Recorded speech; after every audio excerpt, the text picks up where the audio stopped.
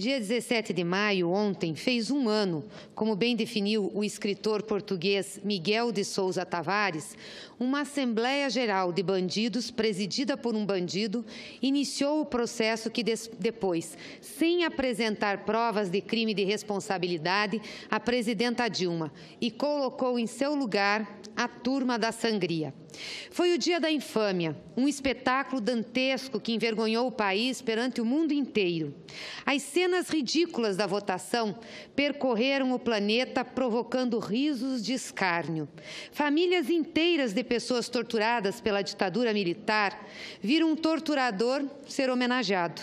Votos eram dedicados a todos os membros da família, a Deus, à maçonaria, aos fiscais, corretores de seguro, médicos, cidades. Falou-se de tudo, menos dos crimes supostamente imputados à presidenta eleita, que seriam base para lhe retirar o mandato.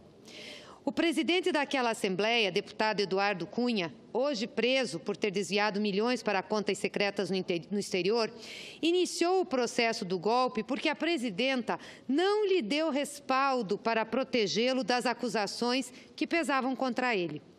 O presidente da República, que assumiu o governo ilegitimamente, Michel Temer, confessou, no último dia 15 de abril agora, o que denunciamos inúmeras vezes aqui mesmo nesta tribuna e na comissão instaurada do impeachment. Confessou que a defesa da presidenta eleita Dilma Rousseff alegou e fundamentou e que foi rejeitado pelo relator nesta casa. O claro, evidente e espúrio desvio de finalidade.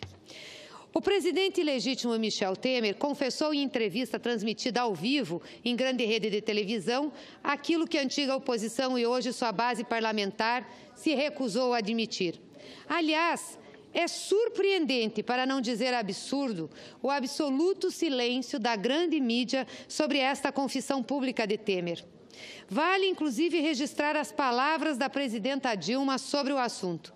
Em qualquer lugar do mundo, essa é uma declaração que enseja a característica de desvio de finalidade do impeachment. Um presidente da República aceitando que era normal a chantagem, que se tivéssemos cedido a ela, eu ainda estaria na presidência. Pergunto eu, segue a presidenta, algum impresso registrou essa denúncia feita em canal aberto de televisão? Ninguém, só a rede social. Além disso, a resposta enviada da prisão, em carta escrita de próprio punho, o ex-presidente da Câmara, Eduardo Cunha, afirmou que o parecer de abertura do impeachment foi submetido a Temer, que teria dado o de acordo. Ou seja, o presidente que hoje assume o Palácio do Planalto deu o seu de acordo num parecer que ensejou a abertura do processo de impeachment. Fala os detalhes de dia, hora e local da armação para depor a presidenta eleita. Um bilhete vindo da prisão. Não estamos aqui preocupados com a verdade de um ou de outro. De qualquer forma, são narrativas de fatos indignos, desprezíveis e desonestos. Duas versões igualmente sujas que confirmam tudo aquilo que dissemos durante meses. Tivemos um golpe parlamentar. E o que vamos agora, senhores senadores e senhoras senadoras, fazer diante dessas confissões? Silenciar como a grande mídia? Um ano depois da sessão que iniciou o processo de golpe, confirma-se que as pedaladas fiscais e decretos de suplementação nada mais foram que artifícios para executar o que o então presidente da Câmara dos Deputados, hoje preso, e o então vice-presidente da República tramaram nos escombros da política. É evidente que a confissão de ambos deve fazer com que o Supremo Tribunal Federal anule o processo de impeachment, porque está viciado na origem. É o mínimo que pode se esperar. O que começou mal, termina mal. O que começou sujo, termina mais sujo ainda. Um ano depois, constata-se que o processo viciado, utilizado para tirar a presidenta do poder, destruiu a democracia, a economia e a política do Brasil. O país está em frangalhos e tende a piorar. Diziam que a crise econômica se resolveria com relativa facilidade e presteza, assim que Dilma Rousseff fosse afastada. mas o que se vê é um total descalabro. O que se vê são famílias e empresas com níveis recordes de endividamento, taxas de juros e spreads bancários estratosféricos, massa salarial em queda, acentuado o desemprego. Conforme o IBGE, o desemprego continua a aumentar, senador Eumano, e bateu seu recorde histórico. A taxa de desemprego foi estimada em 13,2% no trimestre encerrado em fevereiro de 2017. Essa foi a maior taxa de desocupação da série histórica, iniciada em 2012. A população desempregada chegou a 13,5 milhões e bateu o recorde da série iniciada em 2012. Segundo o IBGE, as vendas do comércio varejista brasileiro recuaram 6,2% em 2016. Também é a queda maior da série histórica que foi iniciada em 2001. Após uma queda de 3,6% em 2016, a atividade econômica não dá sinais de recuperação. Conforme o Índice de Atividade Econômica do Banco Central, divulgado em fevereiro, a atividade voltou a cair, a economia voltou a cair em janeiro de 2017. Caiu 0,79% em relação ao mesmo mês do ano anterior e 4,4% no acumulado dos 12 meses anteriores. Que mudança melhor que nós temos para a economia? Como diziam aqui aqueles que defendiam o impeachment, que era só mudar a presidenta, que tudo seria transformado como num passe de mágica?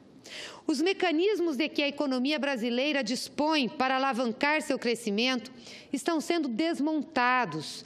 A cadeia de petróleo e gás, responsável por 13% do PIB, está desarticulada junto com a construção civil pesada. Até a produção de carnes, fundamental para nossas exportações, foi atrapalhada pelas trapalhadas de procuradores e delegados cedentes de holofotes. A política de conteúdo local e outros mecanismos de estímulo à economia nacional já não existem mais. Poços do pré-sal, nosso passaporte para o futuro, e do pós-sal estão sendo vendidos a preços aviltados. O crédito público, inclusive o BNDES, instrumento fundamental para a superação do primeiro impacto da crise mundial em 2009 e 2010, está estancado, justamente no momento em que o crédito privado minguou. Há perspectiva de melhoras, e não há perspectiva de melhoras, há no entendimento deles. Embora se considere natural que o decréscimo econômico tenda a ser menor este ano, após 2 quedas brutais do PIB, nada indica que a recuperação tenha voltado. Ao contrário, as previsões mais confiáveis apontam para a nova queda do PIB em 2017. Agora, com o anúncio do novo rombo orçamentário de 58 bilhões do primeiro bimestre, o governo, sem votos, começa a ficar também sem apoiadores firmes, até mesmo entre as oligarquias neoliberais. À exceção de alguns investidores externos que estão comprando nosso patrimônio a preço de banana, todos estão frustrados com o pífio desempenho econômico do golpe. Para completar o quadro, o governo do golpe continua e continuará isolado no plano externo. A solução Temer, na verdade, virou um problemão para os próprios apoiadores do golpe e, sobretudo, para o país. O governo ilegítimo só prolonga e aprofunda a crise política e econômica. Mesmo que consiga aprovar as reformas impopulares e fazer o trabalho sujo para o consórcio golpista, não oferecerá saída viável para a crise. Falta-lhe um mínimo de credibilidade. E era exatamente isso que eles reivindicavam ao tirar a presidenta Dilma. Aliás, enquanto isso, vende-se o Brasil, destrói-se o Brasil. A construção civil pesada e a engenharia nacional se foram. Vem aí a venda das terras a estrangeiros e a abertura do espaço aéreo para o capital internacional. Subsolo, solo e ar brasileiros são leiloados. Prepara-se a privatização dos bancos públicos e, como disse o presidente legítimo, de tudo o que for possível. São grandes negociatas que renderão muito dinheiro ao capital internacional e aos seus associados. Procuradores, acredita-se, não interferirão. Continuarão a perseguir Lula e seus pedalinhos. Aliás, a perseguição ao presidente Lula segue ainda mais implacável na grande imprensa.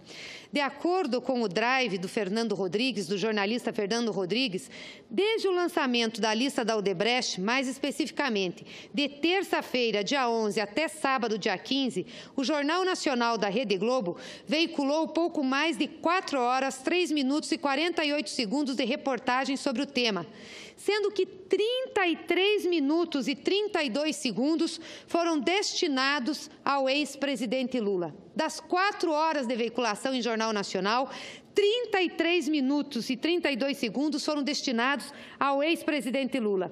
Em segundo lugar, vem o atual senador e presidente do PSDB, Aécio Neves, com 16 minutos e 27 segundos. Menos da metade do tempo, portanto. É injustificável isso. A Globo é uma concessionária de serviço público, tem que prestar contas de como está manipulando a forma de expor as suas informações. Isso não é jornalismo, isso é perseguição que estão fazendo com o Lula. Pelo medo do quê? De que ele seja candidato, que ele venha a ser novamente eleito presidente da República. O atual presidente da República, Michel Temer, responsável pelos rumos do país, que também está envolvido, teve apenas 5 minutos e 28 segundos. Isso sem falar na pouquíssima repercussão de sua confissão sobre o golpe na TV Band e sobre a carta de Eduardo Cunha sobre impeachment. Eduardo Cunha mandou uma carta da cadeia para jornalistas falando sobre a participação de Temer no impeachment. Isso não é notícia, mas o presidente Lula fica por 33 minutos no Jornal Nacional. E os outros que estão na lista da Odebrecht, que têm mais, inclusive, são mais envolvidos, têm mais problemas, porque o presidente Lula não tem dinheiro no exterior, não tem conta na Suíça, não distribuiu dinheiro lá. Não, o presidente Lula fica, esses outros não, esses outros vão pouco para a televisão. O dano econômico é grande e maior ainda é o dano causado à democracia e à política com tudo isso que nós vivemos. Com um presidente com 5% de popularidade a tocar um ministério de acusados e um parlamento reduzido a cinzas, o poder real no Brasil deslocou-se definitivamente do sistema de representação política para um consórcio formado pelo grande capital, especialmente o internacional e o financeiro, o poder judiciário, o Ministério Público e a mídia oligopolizada. O golpe desmoralizou a democracia e o sistema de representação política. O golpe é uma fraude contra o povo e contra o país. O grande engodo desse golpe foi o de mudar em 180 graus os rumos de todas as políticas do país. Políticas econômicas, sociais, externas, política de educação, saúde, previdência. Sem fazer disputa política aberta e democrática. Roubaram da população o poder de decidir o seu próprio destino. Será que algum senador aqui tem coragem de perguntar à população se alguém votou em nós para que se contribua por 49 anos ininterruptamente para conseguir se aposentar com proventos integrais? Votou para que o trabalho precário e terceirizado, sem férias e outros direitos, se torne a norma do Brasil? Votou para vender o pré-sal e a Petrobras a preço de bananas? Votou para vender as terras do Brasil a estrangeiros? Votou para acabar com Ciência Sem Fronteiras e a farmácia popular?